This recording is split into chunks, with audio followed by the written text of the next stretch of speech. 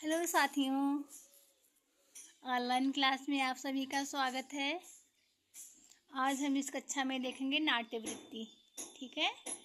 इसके पहले हमने देखा था संस्कृत साहित्य का वर्गीकरण और अभिनय के भेद को बारे में देखा था। इस सबको आप लोग रिपीट कर रहे हैं ना? आप लोग रिपीट किया कीजिए, क्योंकि अगर रिपीट नहीं करेंगे तो पढ़ने से कोई मतलब नहीं है। और जो भी चीज़ें पढ़ाई जाती हैं उसको रिपीट करना बहुत ज़रूरी होता है ना। तो नाट्यवृत्तियाँ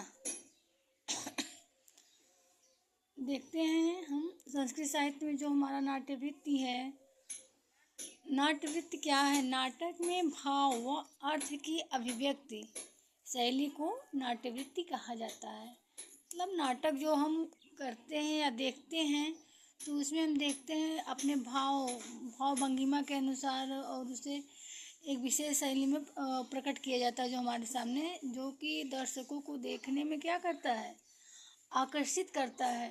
और इस प्रकार से नाटक बनाया जाता है या किया जाता है, जिससे क्या होता है कि लगता है कि जो दर्शक है वह उसके प्रति उसका रुचि हो जाता है ना। उसकी शैली ही ऐसी होती है कि जो दर्शक होता है वह उसके प्रति देखने के लिए प्रेरित होता है कि आगे क्या होगा। और उसका जो साज सज्जा होता है या भाव भंगिमा होती है वो क्या होता है, बहुत ही रुचिपूर्ण होता है ना।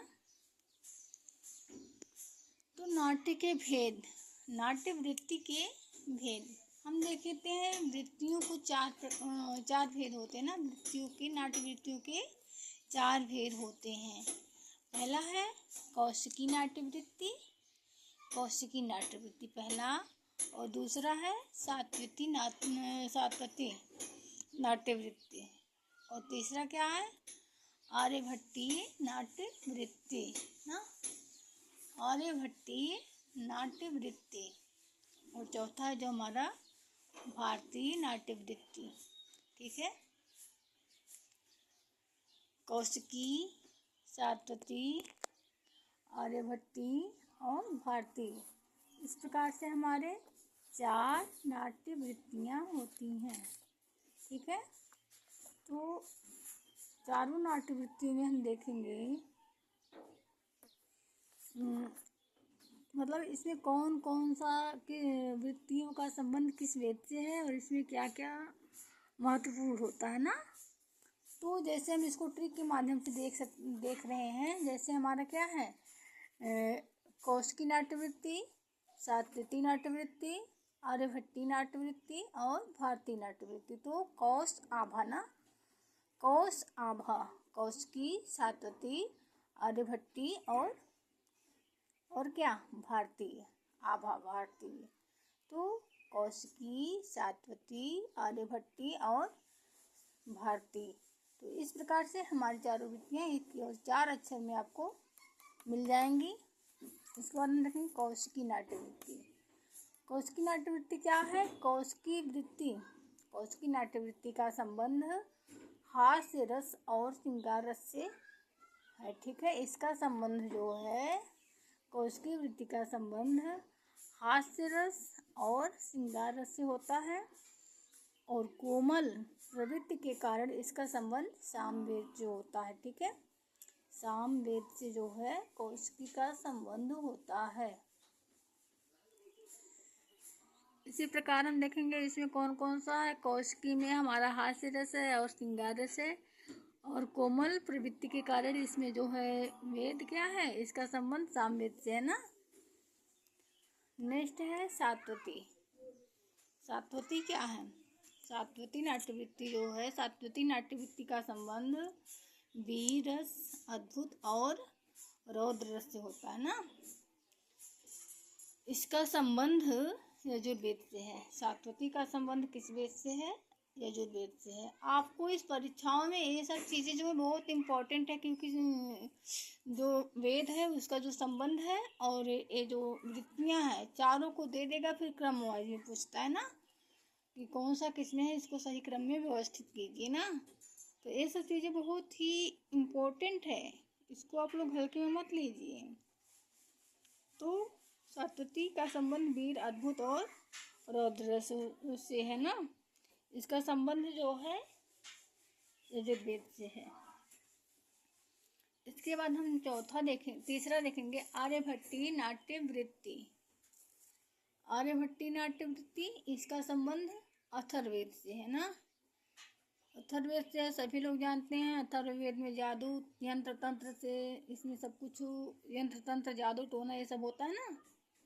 तो इसका संबंध जो है अथर्ववेद से है।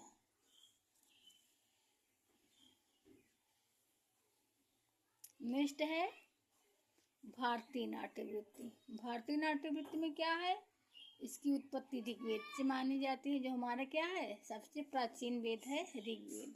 तो इसका संबंध हमारा जो है ऋग्वेद से माना जाता है। और नटों के द्वारा होने से इसे भारतीय कहा गया है। यह क्या है, जो भारतीय नाट्य वृत्ति है, यह नटों के द्वारा प्रयोग होने से इसको क्या कहा गया है, भारतीय नाट्य कहा गया, भारतीय नाट्य वृत्ति कहा गया है ना। और यह जो भारतीय नाट्य वृत्ति है, इसमें स्त्री हेतु वर्जित है। अर्थात यहाँ पे जो भारतीय नाट्य वृत्ति था, इसमें स्त्रियाँ नहीं करती थी, जो पुरुष होते थे वही जो है स्त्रियों का भी रोल करते थे ना। तो हम देखेंगे एक जो मोस्ट इम्पोर्टेंट है वो पूछता है, उद्देश्य पूछता है ना नाट्यवृत्तियों का उद्देश्य। जैसे पाश्चात्य नाट्यवृत्ति है और भारतीय नाट्यवृत्ति है। तो इसमें हम देखेंगे जो हमारा पाश्चात्य नाट्यवृत्ति है और भारतीय नाट्यवृत्ति है, इसमें क्या अंतर है। जैसे भारतीय काव्य शास्त्र का उद्देश्य जो होता है वो सुखांत होता है ना। इसको आप लोग नोट कर लीजिए क्योंकि बहुत इम्पोर्टेंट है। भारतीय काव्य शास्त्र का उद्देश्य सुखांत है, जबकि पाश्चात्य काव्य शास्त्र का उद्देश्य क्या होता है, दुखांत होता है ना। तो ये सब चीज़ें बहुत ही इम्पोर्टेंट है। यहाँ पे हम देखते हैं, अगर इसमें देखिए नाट्यवृत्ति के अगर भेद पूछता है तो भेद आप 4 बता देंगे, कौश आभाना, कौश आभा, कौशिकी, सात्वती, आर्यभट्टी और भारती। इस प्रकार फिर कौशिकी का संबंध किससे है, कौशिकी का संबंध जो है हमारा सामवेद से है। और इसमें क्या है संबंध, जो इसका जो इसमें जो रस है, कौशिकी में जो रस है वो क्या है, हास्य रस, श्रृंगार रस है ना। और सात्वती का है, सात्वती इसका संबंध किससे है, इसका संबंध यजुर्वेद से है। और इसमें वीर, अद्भुत और रौद्र रस का प्रयोग होता है।